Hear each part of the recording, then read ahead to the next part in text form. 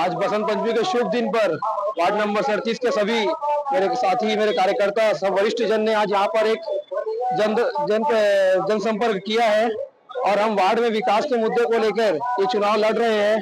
जो रोड की सफाई, नाली की सफाई, जहाँ पे वार्ड में जितने भी मंदिर है उन सभी का जीर्णोद्धार के साथ महिलाओं की सुरक्षा एवं अन्य सभी मुद्दों को लेकर हम इस पार्षद का चुनाव लड़ रहे हैं।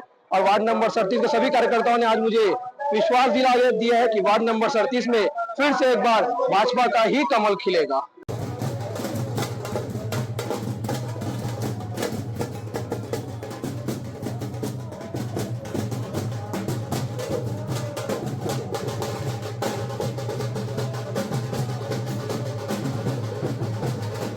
नगरीय निकाय का चुनाव हो रहा है।